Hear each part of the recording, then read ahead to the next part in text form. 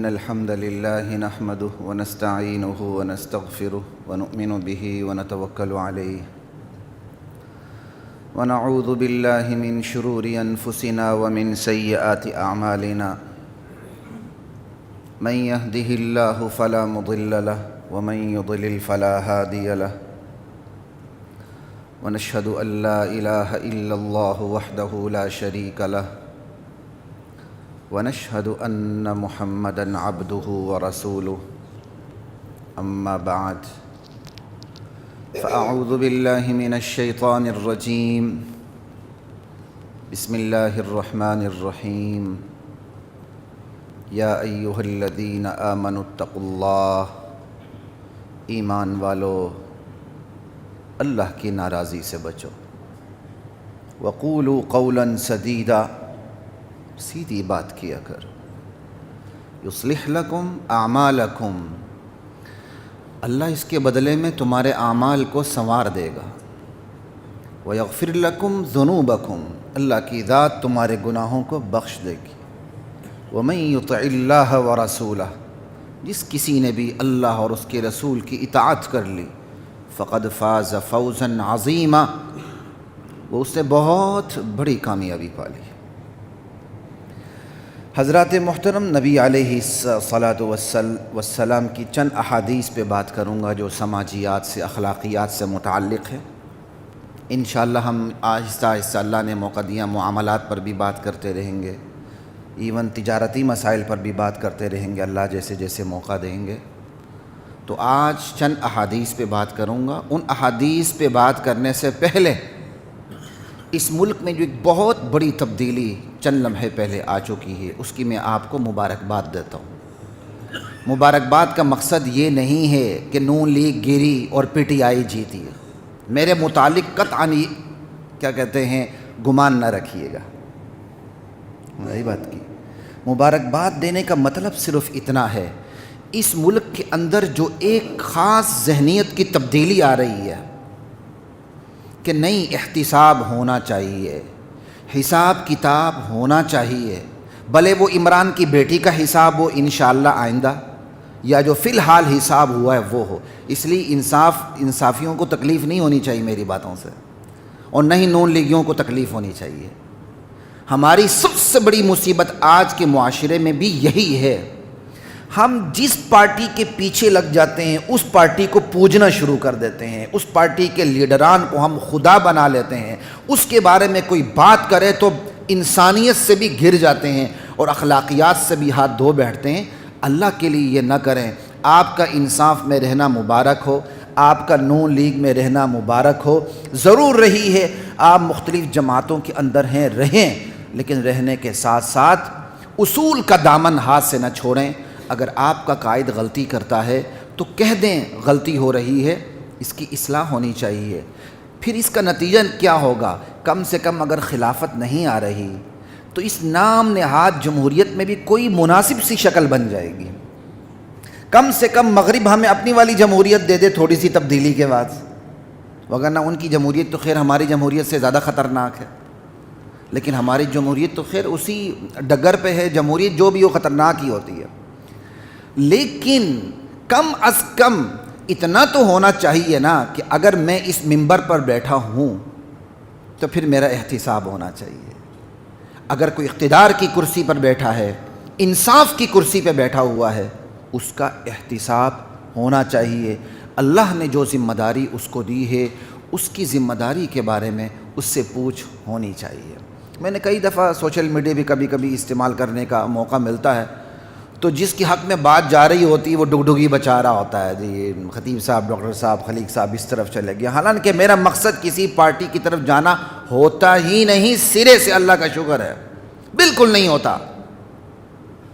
تو مجھے کوئی خوشی نہیں ہے نواز شریف کے جانے کی اور کسی اور کے آنے کی، مجھے خوشی جو میں آپ کے ساتھ شیئر کر رہا ہوں وہ یہ ہے کہ جو ایک حساب کتاب، جو ایک ترقی جو آ رہی ہے کہ ہاں جی ہمارے بڑوں کا حساب ہونا چاہیے، اور بڑوں کا حساب کتاب لینے کے لیے جگر گردہ ہونا چاہیے، ہمت ہونی چاہیے۔ وہ ایک الگ سوال ہے ہمت کہاں سے آئی، میں اس پہ بات نہیں کروں گا ورنہ شاید میں یہاں بھی نہ رہوں۔ تو لیکن ہمت ہونی چاہیے، جگر گردہ ہونا چاہیے، ضرور ہونا چاہیے، وہ چاہے جہاں سے بھی آئے، نادیدہ ہاتھ ہو، دیدہ ہاتھ ہو، جو بھی ہو، یہ ہو وہ ہو، جو بھی ہو، لیکن ہونا چاہیے، ضرور ہونا چاہیے۔ اور اللہ سے دعا کریں یہ تبدیلی اس ملک کے حق میں بہتر ہو۔ سمجھ آئی بات کہ یہ تبدیلی اس ملک کے حق میں بہتر ہو۔ یہ بھی دعا کریں جو جانے والا جا چکا ہے، اللہ اس کو ہوش کے ناخن لینے کی توفیق عطا فرمائے۔ اگر وہ ہوش کے ناخن لیتا ہے تو میں نون لیگی نہیں ہوں، حالانکہ میرے خاندان کی بہت بڑی تعداد ادھر بھی ہے، اور میں مزید اس پہ بات نہیں کروں گا، بعض احباب جانتے بھی ہیں مجھے گلگت بلتستان کے حوالے سے، لیکن اتنی سی بات آپ کو کروں گا، اللہ اس کو ہوش کے ناخن لینے کی توفیق عطا فرمائے۔ اپنے خاندان کے اندر اس قیادت کو نہ رکھے گا تو یہ جماعت ٹوٹنے سے بچ جائے گی، شاید آئندہ بھی اسی کے چانس زیادہ ہوں گے، نہیں تو پھر مسلم لیگ کی تاریخ یہی ہے، جب یہ ٹوٹے ہوتی تو پھر کوئی اور آ جاتا۔ تو میں خالص سیاسی بات سے گریز کرتا ہوں، خالص سیاسی بات جس کا تعلق اسلام سے نہ ہو، ورنہ سیاست اسلام سے باہر تو نہیں ہے نا، اسی کا حصہ ہے۔ لیکن اتنی بات کہنے کا مطلب یہ ہے، آپ نے یہ جمعہ پڑھ کر اپنے اپنے دائروں میں جانا ہے، اپنے اپنے دائرۂ اثر میں جانا ہے، وہاں نہ نون لیگ کا نعرہ لگائیں، نہ کسی انصاف کا نعرہ لگائیں، وہاں صرف بات کریں تو حق کی بات کریں۔ ہاں بھائی یہ تبدیلی اگر آ چکی ہے تو اللہ کرے کہ یہ تبدیلی اس ملک کے حق میں بہتر ہو، باقی اپنا سوچ لیں کیا ہونا ہے۔ ہاں میں سمجھتا ہوں، میں اپنی برادری کی بات کرتا ہوں، میری برادری سے مراد علماء ہے، میری برادری خیر وکلاء بھی ہیں، چونکہ علماء سے زیادہ میرا تعلق ہے، پریکٹسنگ میرا ادھر رجحان ادھر زیادہ ہے، تو اس لیے میں کیا کہتے ہیں اس طرف پریکٹس کے حوالے سے میں ادھر نہیں آیا، پڑھانے کی حد تک محدود رہا۔ میں جب برادری کی بات جو اس وقت بات کر رہا ہوں، میں علماء کی بات کر رہا ہوں۔ ہم لوگ بہت کمزور ہیں، تمام ہر شعبے والے اپنی اپنی جگہ کمزور ہیں، لیکن میں اپنی برادری کے حوالے سے بات کرتے ہوئے کہتا ہوں، میں اللہ کا عمل دیکھ رہا ہوں کہ جب ہم لوگوں نے کام نہیں کیا، اللہ نے دوسروں سے کام لے لیا۔ پرویز مشرف کے خلاف وقت کا سب سے بڑا ڈکٹیٹر، وقت کا سب سے بڑا دہشت گرد، وقت کا سب سے بڑا مجرم، جو آج بھی لال مسجد اور بگٹی جیسے واقعات کو دہرانے کا عزم رکھتا ہے، اس کے خلاف جب علماء میدان میں نہیں آئے تو وکلاء میدان میں آ گئے۔ اللہ تعالیٰ نے وکلاء سے کام لے لیا۔ اللہ کا اپنا ایک نظام ہے، اللہ نہ علماء کا محتاج ہے نہ انبیاء کا محتاج ہے، اللہ کسی کا محتاج نہیں، یہ صرف دار الامتحان ہے، ایگزامینیشن ہال ہے۔ ایک کام نہیں لیتا اللہ دوسرے کو کھڑا کر دیتے ہیں، دوسرا کام نہیں کرتا اللہ تیسرے کو کھڑا کر دیتے ہیں، ایک صالح آدمی کام نہیں کرتا، اللہ ذوالجلال کی قسم اللہ فاسق فاجر کافر کو کھڑا کر کے اس سے دین کا کام لے لیتے ہیں۔ حدیث میں ہے اللہ فاسق فاجر سے بھی دین کا کام لے لیتے ہیں۔ وَإِن تَتَوَلَّوْا يَسْتَبْدِلْ قَوْمًا غَيْرَكُمْ ثُمَّ لَا يَكُونُوا أَمْثَالَكُمْ، اگر تم ٹھیک نہ ہوئے، تم پھر گئے، تو پھر تمہیں اٹھا کے میں کسی اور قوم کو لے آؤں گا، پھر وہ تمہاری جیسی ناشکری نہیں ہوگی، تم جیسی ناشکری نہیں ہوگی۔ اللہ کسی کا محتاج نہیں۔ تو میں نے پرویز مشرف کے دور کو دیکھا، اس میں ہمارے لوگ داخل ہو گئے بجائے مزاحمت کے۔ یہ بھی اب اللہ کو ایک منظور تھا کہ وہ شخص ہی ایسا تھا، اس شخص کے مقابلے میں سوچ بھی کوئی نہیں سکتا تھا۔ اللہ تعالیٰ کی طرف سے وکلاء میدان میں آ گئے۔ وہ آج بھی شاید اپنی کھرک کر رہا ہے سر پہ کہ میرے ساتھ یہ کیا ہاتھ ہو گیا، کاش میں عدالت کو نہ چھیڑتا، میں عدلیہ کو نہ چھیڑتا تو آج بھی میں برا جمان ہوتا۔ اللہ نے وکلاء سے کام لے لیا۔ یہاں بھی دیکھیں کرپشن کرپشن کرپشن کرپشن، حالانکہ یہ کام ہی دینی سیاسی جماعتوں کا تھا۔ سب سے پہلے آج سے 60 سال پہلے یہ اس پہ اترتے، جو آتا مزاحمت کی سیاست میں سب سے پہلے کرپشن پہ ہاتھ ڈال کے وقت کے ہر حکمران کا احتساب کرنے کے لیے میدان میں اترتے۔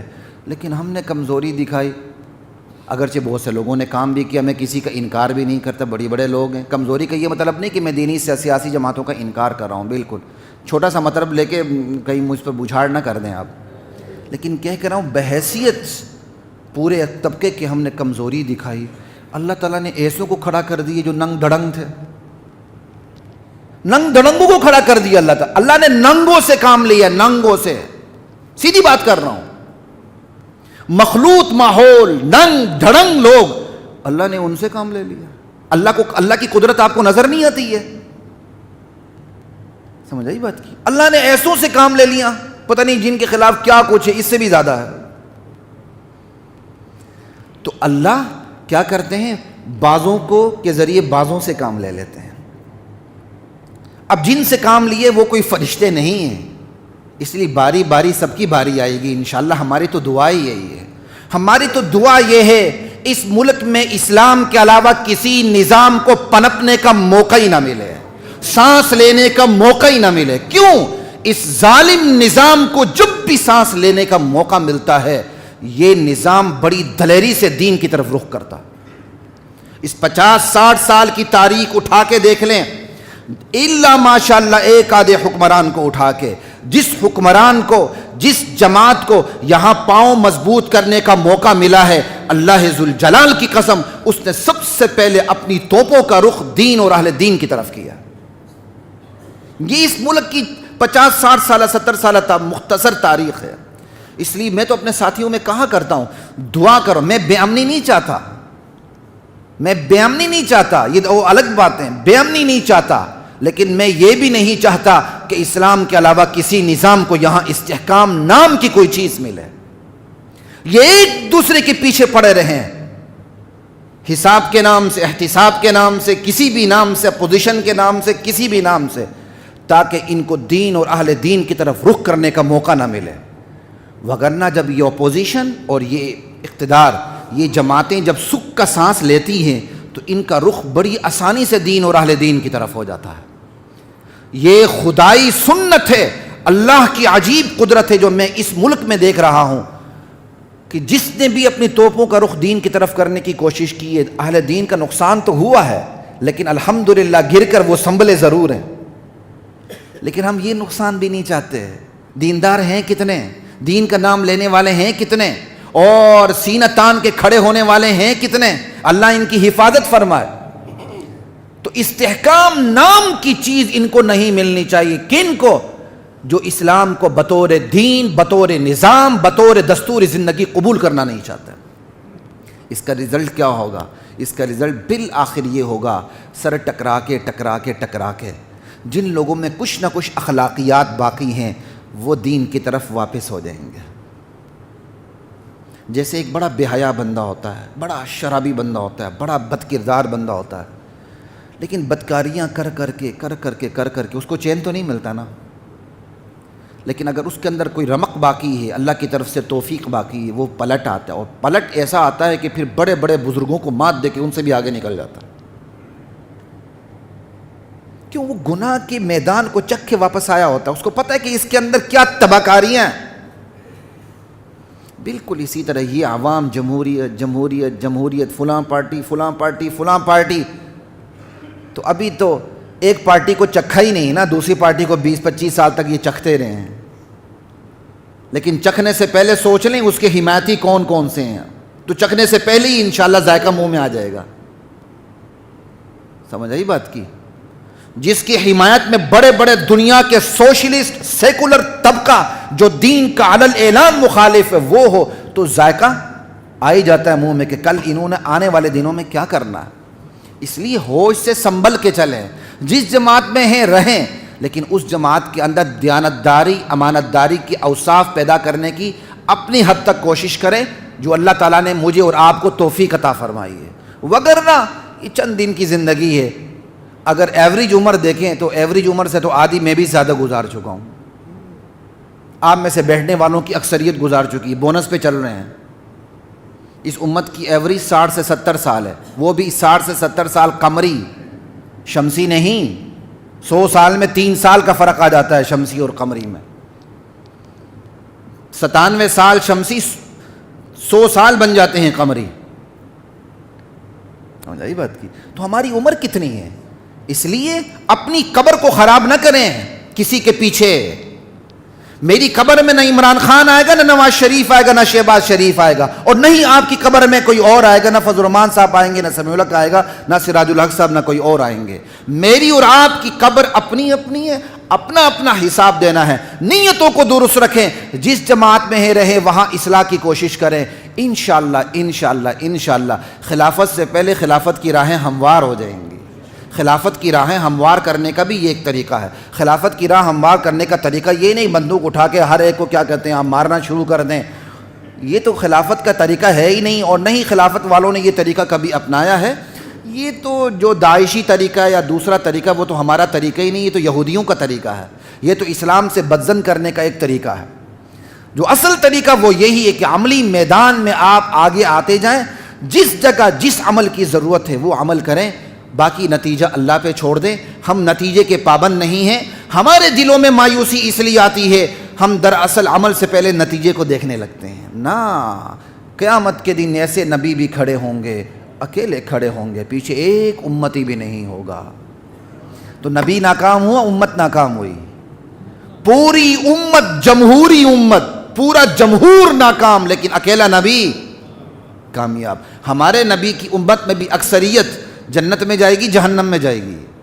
ہمارے نبی کی امت میں سے بھی اکثریت جہنم میں جائے گی, اقلیت جنت میں جائے گی. کامیاب کون ہوئے؟ نبی کامیاب ہوئے, امام الانبیاء کامیاب ہوئے, اور ان کے پیچھے جانے والے ومن تبعہم بإحسان الی یوم الدین, تا قیامت ان کی پیروکاری کرنے والے کامیاب ہو گئے. اس لیے کسی بھی جماعت کا چاہے آپ نے جھنڈا اٹھایا ہے ضرور اٹھا کے رکھیں, لیکن اصول کا جھنڈا اس سے بھی بلند رکھیں. جہاں تنقید کا حق پہنچتا ہے وہاں اپنے اسلوب کو ٹھیک رکھتے ہوئے تنقید کریں. اگر میں نے انسانی زبان ہی استعمال نہیں کی تو پھر تو آپ نے بنانے کی بجائے بگاڑ دیا کام. لا الہ الا اللہ. تو حضرات محترم, اب میں احادیث کی طرف آتا ہوں. ابھی بھی یہ باتیں میری ذاتی باتیں نہیں تھیں, قرآن و سنت ہی کی روشنی میں باتیں تھیں. بات یہ ہے, آخری بات یہی ہے, اللہ کی ذات اس تبدیلی کو برکت کا باعث بنائے اس امت کے لیے. سمجھائی بات کی؟ نون لیگی بھی آمین کہہ دیں, کوئی فرق نہیں پڑتا. باقی تو انہوں نے تو آمین کہنا ہی کہنا ہے, باقی انہیں تو آمین کہنا ہی کہنا. ان کی باری بعد میں آئے گی انشاءاللہ. تو ان کی باری جب بعد میں آئے گی تو ہم اس وقت بھی یہی بات کریں گے, تو انشاءاللہ پھر نون لیگی زور سے آمین کہیں گے. تو اس لیے ان چیزوں سے اپنے آپ کو دور رکھا کرے. لا الہ الا اللہ واللہ اکبر. نبی کریم صلی اللہ تعالی علیہ وآلہ وسلم کی حدیث ہے, اربع ان کن فیک. حضرت ابن عمر رضی اللہ تعالی عنہما راوی ہیں. 4 خصلتیں ایسی ہیں اگر تمہارے اندر ہوں, فلا علیک ما فاتک من الدنیا, تو دنیا کی جو چیز تم سے کھو جائے, کوئی بھی چیز کھو جائے, کوئی پرواہ نہیں ہے اگر 4 چیزیں تم میں موجود ہوں. سمجھائی بات کی؟ 4 چیزیں اگر تمہارے پاس ہیں, پوری دنیا کھو جائے تم میں کوئی فرق نہیں پڑتا. راوی ہیں ابن عمر, حضرت عمر رضی اللہ تعالی عنہ کے بیٹے. لا الہ الا اللہ. کون سی چیز کا حفظ امانہ, امانت کی حفاظت. یہ پوری زندگی امانت ہے. اب اس پہ زیادہ بات نہیں ہو سکتی, تھوڑا سا وقت ہے کیونکہ میں نے کچھ زیادہ احادیثوں پہ بات کرنی. یہ پوری زندگی امانت ہے. یہی وجہ خودکشی حرام ہے. بھائی ایک بندے نے اپنے آپ کو قتل کیا تو عقلی تقاضا یہی کہ کچھ بھی نہیں ہو. بھائی اس نے اپنی جان ہی لے لی, اور کس کا نقصان کیا؟ نہیں, یہ جان اللہ نے اس کو امانت دی تھی. یہ جان اللہ نے اس کو بطور امانت سپرد کی تھی, اور اللہ تعالیٰ نے حکم دیا تھا اس جان کو میری اتباع میں لگا دو. تو اس بندے نے اس جان کو اللہ کی اتباع میں لگانے کی بجائے جان ہی لے لی. اس لیے خودکشی حرام ہے. جو خودکشی کرتا ہے جنازہ اس کا ضرور ہوتا ہے, مسلمان ہے تو, لیکن اس کے جنازے میں جو دین کے حوالے سے معتبر افراد ہیں, بڑے علماء, ان کو شرکت نہیں کرنی چاہیے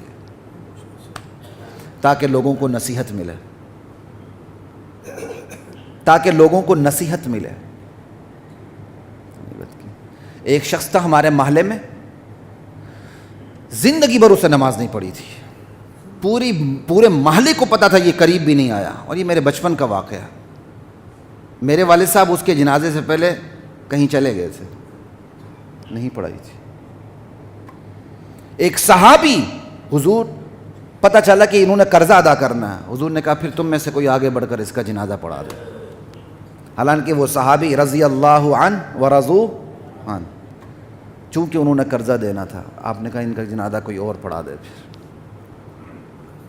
آسان نہیں ہے. حفظ امانہ، امانت کی حفاظت. یہ زندگی امانت ہے، یہ اوقات امانت ہے. ابھی وقت ملا تو انشاءاللہ ٹائم مینجمنٹ پہ بھی میں تھوڑی سی بات کر لوں گا آگے جا کر. یہ اللہ نے مجھے اور آپ کو اوقات دیے ہیں، یہ امانت ہے. یہ اللہ کی مرضی کے مطابق اوقات خرچ ہونے چاہیے. اللہ تعالیٰ نے مجھے اس منبر پر بٹھایا ہے، یہ امانت ہے. اللہ نے آپ کو سامنے بٹھایا ہوا، یہ امانت ہے.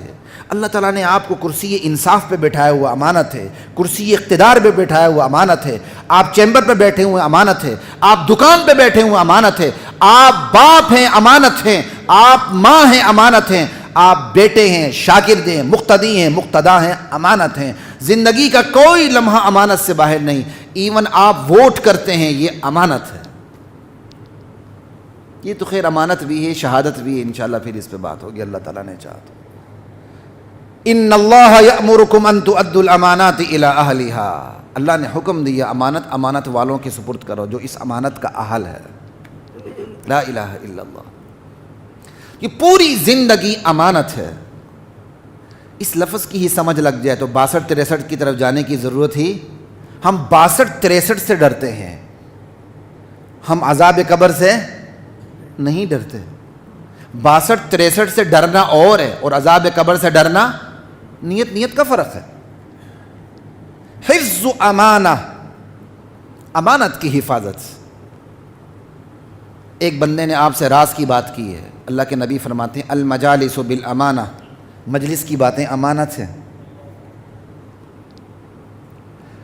آپ کی نظر کسی مسلمان کے عیب پہ پڑ گئی ہے، یہ امانت ہے.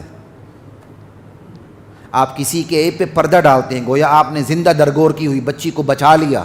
حدیث ہے. ہمیں تو بس بات ملنی چاہیے. ساری چیزیں امانت ہیں.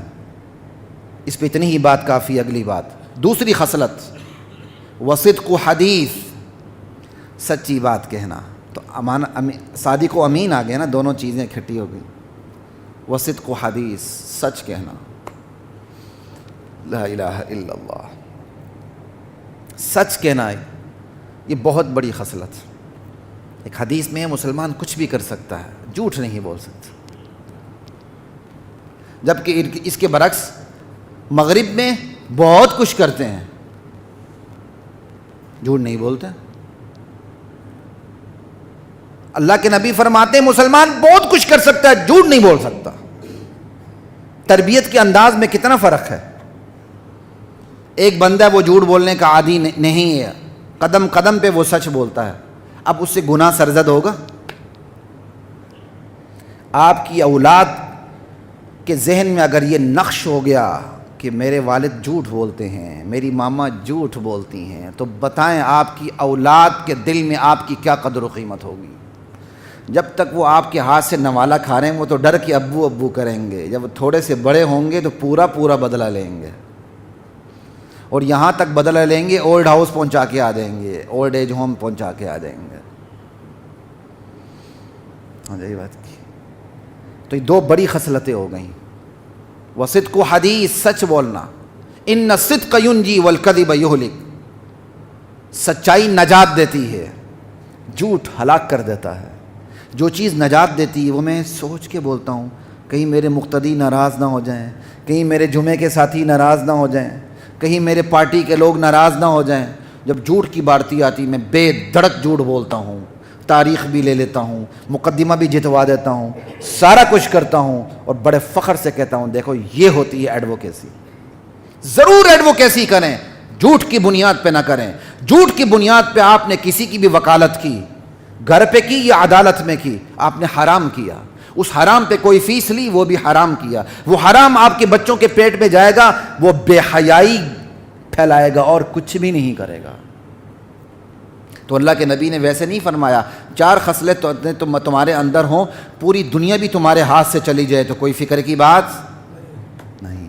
2 باتیں ہو گئیں. تیسری بات وحسن خلیقہ، اچھی اخلاق والا ہونا. سمجھ آئی بات کی. آج ہمارے ہاں جو اخلاقیات کی دنیا ہے نا، وہ مفادات کی دنیا ہے. وہ اخلاقیات گاہک اور دکاندار کی دنیا ہے. گاہک اس وقت تک اخلاق میں رہتا ہے جب تک دکاندار سے اس کا مفاد وابستہ ہوتا ہے. دکاندار بھی گاہک کے ساتھ اخلاقیات اس لیے دکھاتا ہے کہ اس کے ساتھ اس کا مفاد وابستہ ہوتا ہے. جہاں یہ مفاد ختم ہو جائے وہاں بالکل آنکھ ماتھے پہ آ جاتی ہے. نہ یہ کچھ بھی نہیں ہے. سمجھائی بات؟ یہ کچھ بھی نہیں ہے. اخلاق کا تعلق مفادات کی دنیا سے نہیں ہے. اخلاق کی بنیاد تواضع پر ہے. جس کے اندر تواضع ہوتا ہے، عاجزی ہوتی ہے، اس کے اندر اخلاق خود بخود داخل ہوتا ہے. اور جس کے اندر تواضع اور عاجزی نہیں ہے، اس کے اخلاقیات کی بنیاد مفاد ہو سکتے ہیں، کچھ اور ہو سکتا ہے، لیکن تواضع نہیں ہوتی. جس اخلاق کی بنیاد تواضع ہو، عاجزی ہو، وہ اخلاق کارآمد ہوتا ہے. لیکن منصب کے تقاضوں پر عمل کرنا اخلاقیات کے خلاف نہیں ہے. یہاں عجیب ہے. ایک تو بندہ اخلاق پہ آتا ہی نہیں ہے. کوئی آئے بھی جائے تو سامنے والا کہتا ہے نہیں آپ کو تو ایسا کرنا ہی نہیں چاہیے تھا. بھائی منصب کے تقاضوں پر عمل کرنا اخلاقیات کے خلاف نہیں ہے. قاضی درہ اٹھائے تو کیا یہ بد اخلاقی ہے؟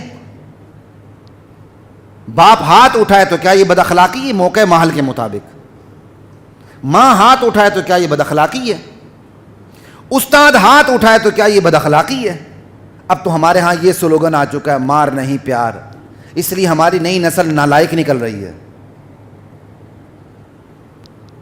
نہ مار نہ پیار، اعتدال. جہاں آنکھیں دکھانے کی ضرورت ہے آنکھیں دکھائیں، جہاں ہاتھ اٹھانے کی ضرورت ہے وہاں ہاتھ اٹھائیں، جہاں پیار کی ضرورت ہے وہاں پیار کریں. یہ ہاتھ اٹھانا بھی شفقت اور پیار میں داخل ہے. یہ تو حدیث ہے. 7 سال کی عمر کا بچہ ہو جائے نماز کا کہیں، ترغیب دیں. 10 سال کی عمر میں اگر وہ نماز نہ پڑھے تو پھر اسے ماریں. حدیث میں. اب کوئی تشدد تو نہیں کرنا آپ نے.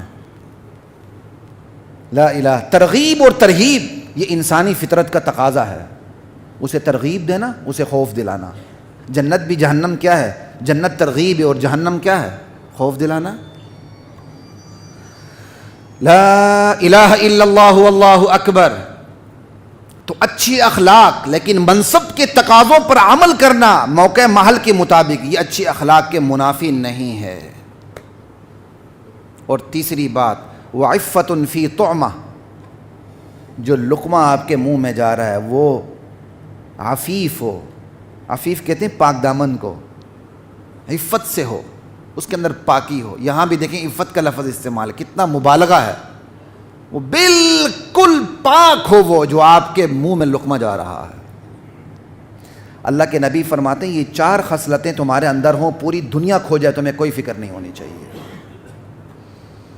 صداقت، امانت، اخلاق اور حلال کمائی. سمجھائی بات کی؟ لا الہ الا اللہ واللہ اکبر. یہ 4 خصلتیں اللہ مجھے اور آپ کو اپنانے کی توفیق عطا فرمائے. ان خصلتوں کو اپنانے کے لیے اہل علم کی صحبت کی ضرورت ہوتی ہے. گوگل کو بٹن دبانے سے یہ صحبت نہیں ملتی ہے. آج کی دنیا میں معلومات زیادہ ہیں، علم نہیں ہے. معلومات زیادہ ہیں، علم بھی نہیں ہے. معلومات زیادہ ہیں، عمل بھی نہیں ہے.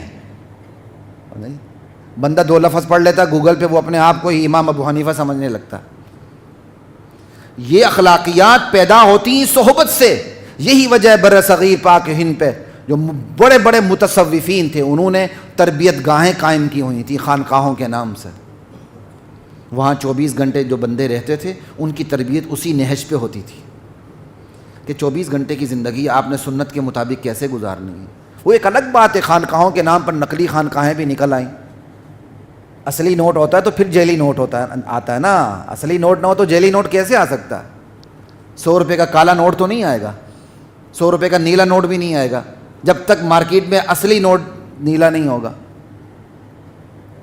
خانقاہیں اپنی ذات میں بالکل درست تھیں. جو من کل الوجوہ خانقاہوں پر تنقید کرتے ہیں وہ حد سے تجاوز کرتے ہیں. اہل تصوف نے اسلام میں بہت بڑا کردار ادا کیا تربیت میں.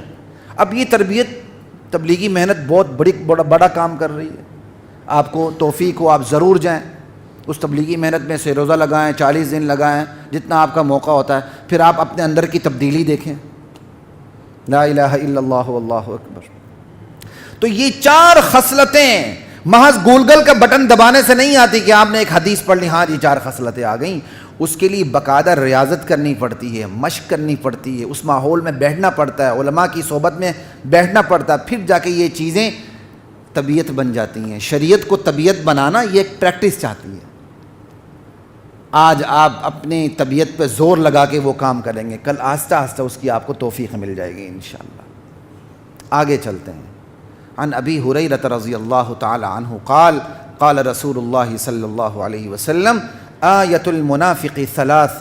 حضرت ابو ہریرہ رضی اللہ عنہ فرماتے ہیں نبی کریم صلی اللہ علیہ وسلم نے ارشاد فرمایا منافق کی 3 علامتیں ہیں. اذا وعد اخلف، جب وعدہ کرتا خلاف ورزی کرتا. اب اس سے مراد بڑے بڑے وعدے نہیں ہیں، زندگی کے ہر شعبے میں دیکھیں. میں آپ سے وعدہ کرتا ہوں، آپ مجھ سے وعدہ کرتے ہیں. اگر آپ میری اور آپ کی کے اختیار نہ ہو وہاں کوئی وعدہ خلافی ہو جائے، مثال کے طور پر آپ نے 4 بجے پہنچنا تھا، آپ کو کوئی ایسا عارضہ پیش آئے کہ آپ واقعی اپنی کوشش کے باوجود 4 بجے نہ پہنچ سکے، تو انشاءاللہ اللہ کے ہاں بھی مجرم نہیں ہے. لیکن نہیں پہنچ سکے تو اگلے کو بتا دیں جی میں لیٹ ہو رہا ہوں. سمجھ آئی بات کی؟ اب اسی کے اندر کتنی بڑی ٹائم مینجمنٹ ہے. یہ تو میں صرف ایک پہلو بتا رہا ہوں، صرف ایک پہلو بتا رہا ہوں.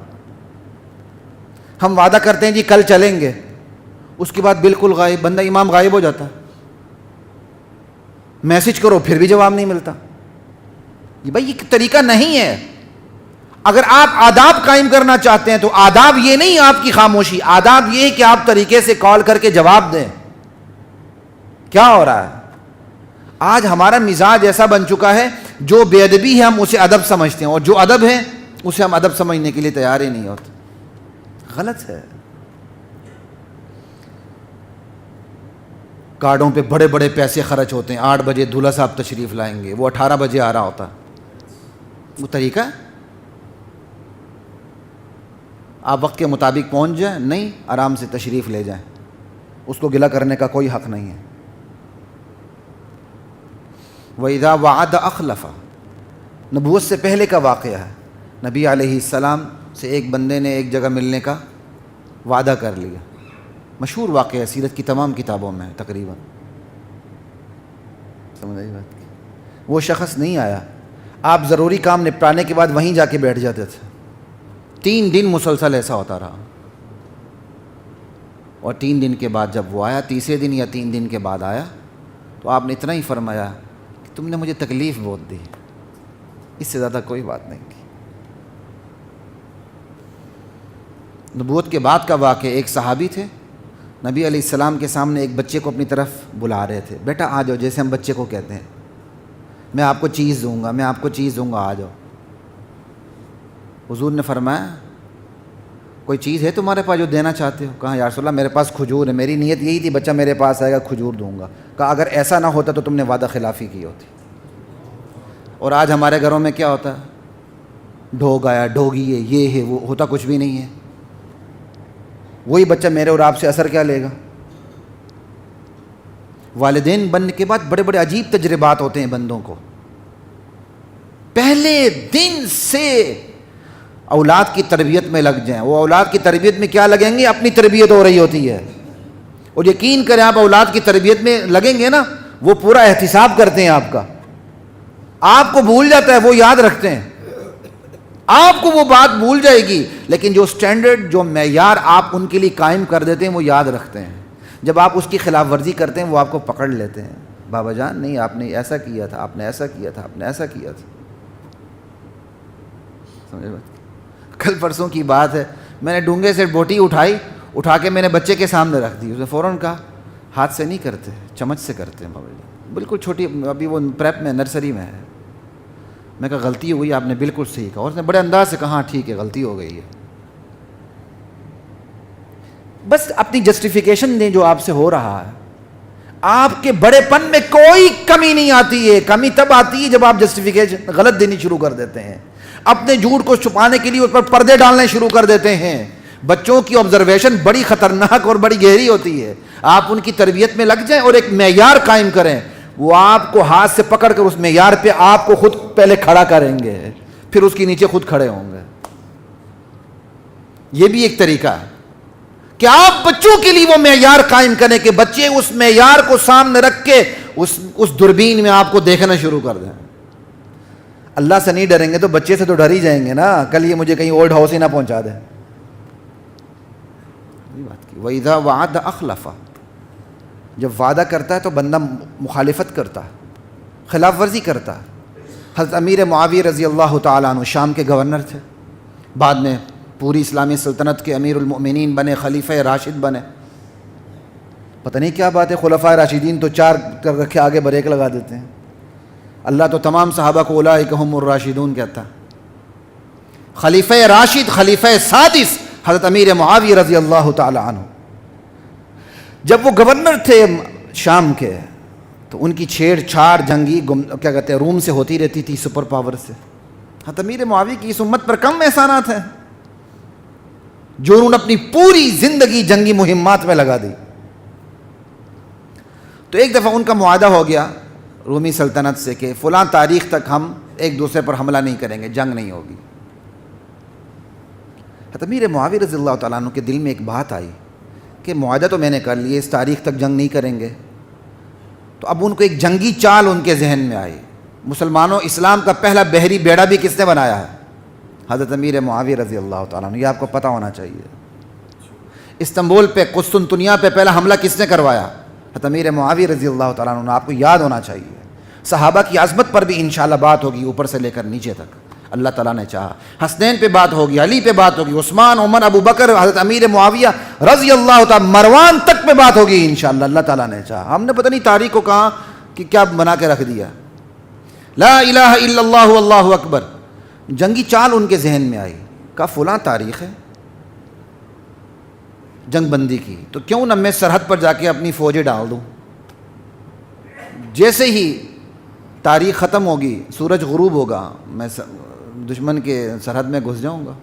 اس وقت یہ آلات تو نہیں ہوتے تھے نا آج کل کے.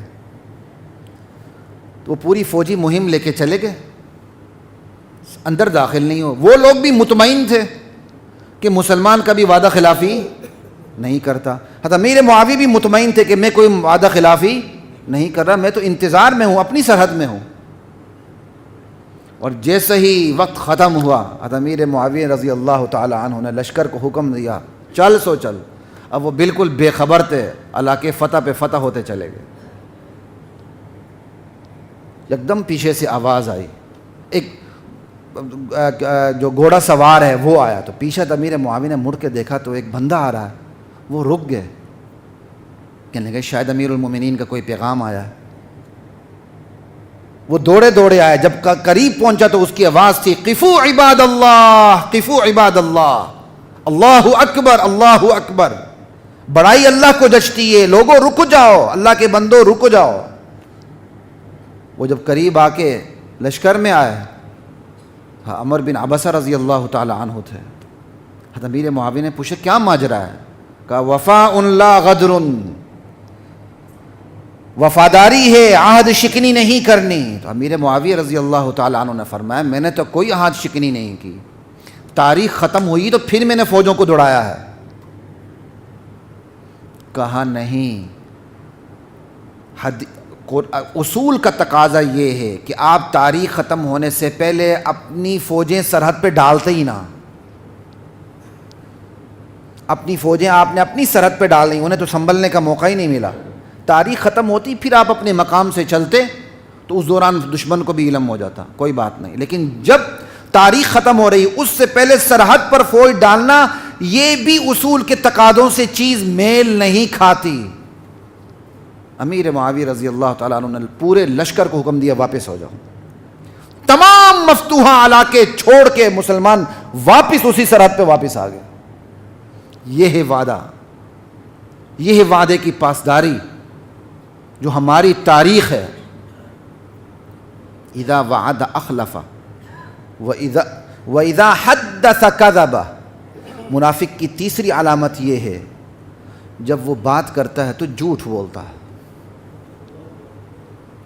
بعض لوگ تو اتنے بڑے بلنڈر مارتے ہیں جھوٹ کے، اور میں سمجھتا ہوں یہ ان کے لیے اللہ کا عذاب ہوتا ہے، کیوں؟ ایک جھوٹ تو وہی جو چھپ جائے، لیکن اگر ایک میں ایسا جھوٹ بولوں جو چھپ ہی نہیں سکتا، میرے منہ سے پورا ادا نہیں ہوتا، اگلے کو جھوٹ کا پتہ چل جاؤ، میں پھر بھی مطمئن ہوں میرے جھوٹ پہ پردہ رہے گا، تو میرے خیال اللہ تعالیٰ اس کی تو پردہ دری کر رہے ہیں۔ یہ بعض لوگوں کو جھوٹ بولنے کی اتنی عادت ہوتی، جب تک وہ جھوٹ نہ بولیں ان کا ہاضمہ ٹھیک نہیں رہتا، تو اس سے بچنا چاہیے۔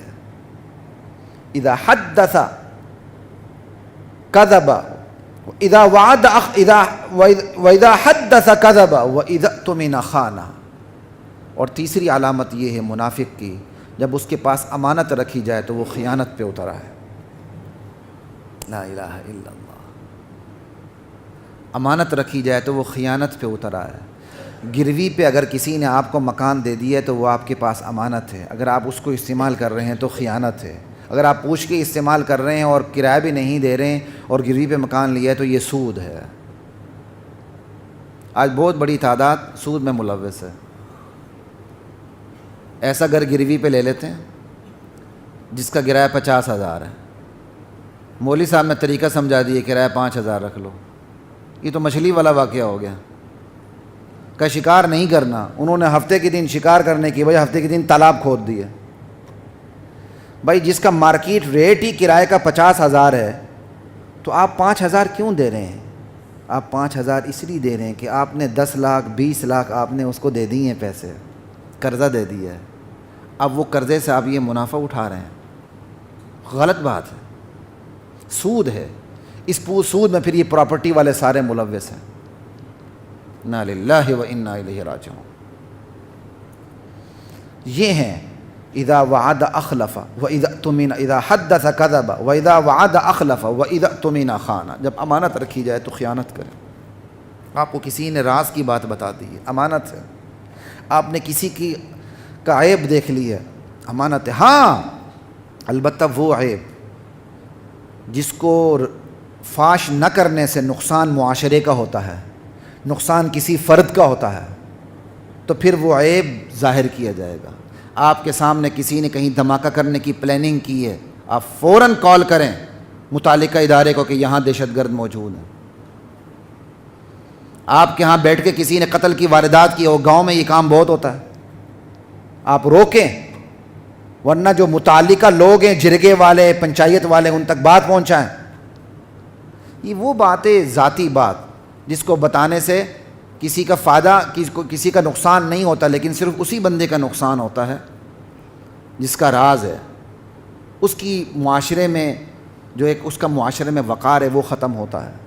تو آپ نے کسی کا راز دیکھ لیا تو اس کو امانت کے طور پر رکھ لیں، اپنے سینے کے اندر اس کو دفن کر لیں۔ اصلاح کی کوشش کر سکتے ہیں تو آپ اپنے تئیں اصلاح کی کوشش کریں۔ 4 خصلتیں اپنانے کی ہیں، 3 خصلتیں بچنے کی ہیں، 7 ہو گئیں۔ مزید بھی بات کرنی تھی لیکن وقت نہیں ہے۔ لا الہ الا اللہ۔ اللہ کی ذات مجھے، آپ کو، ہم سب کو دین پر عمل کرنے کی توفیق عطا فرمائے۔